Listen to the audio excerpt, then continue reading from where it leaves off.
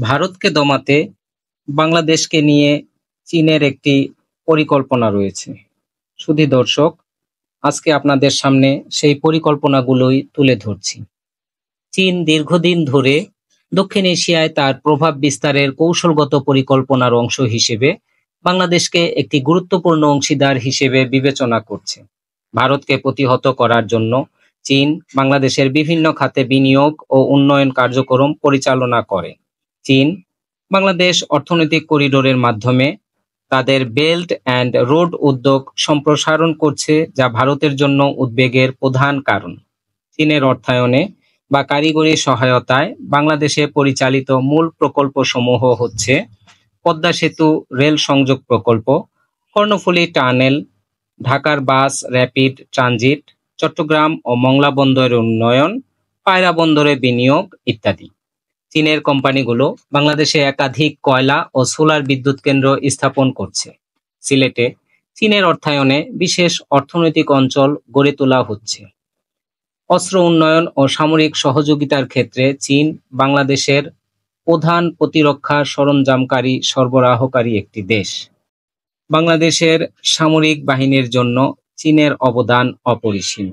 2016 সালে বাংলাদেশ নৌবাহিনী চীন থেকে 2টি সাবমেরিন সংগ্রহ করেছে। চীন বাংলাদেশকে সর্বাধুনিক ফ্রিগেট ও করভেট যুদ্ধজাহাজ সরবরাহ করছে। বাংলাদেশ চীনের কাছ থেকে JF-17 যুদ্ধবিমান সংগ্রহের পরিকল্পনা করছে।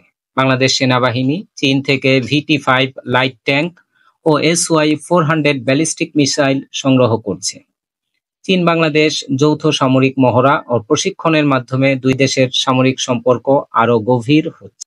সম্প্রতি চীন স্বাস্থ্য খাতে ব্যাপক বিনিয়োগ করছে।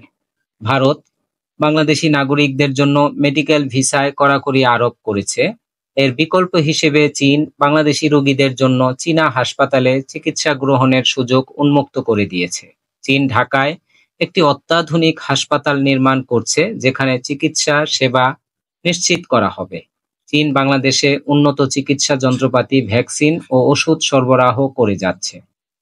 অর্থনৈতিক ও বাণিজ্য সহযোগিতার ক্ষেত্রেও চীন এগিয়ে আছে। বিশেষ করে তৈরি পোশাক, টেক্সটাইল ও প্রযুক্তি খাতে চীন ব্যাপক বিনিয়োগ করে যাচ্ছে। বাংলাদেশে চীনা স্মার্টফোন, ইলেকট্রনিক্স ও গাড়ির বাজার ক্রমশ বৃদ্ধি পাচ্ছে।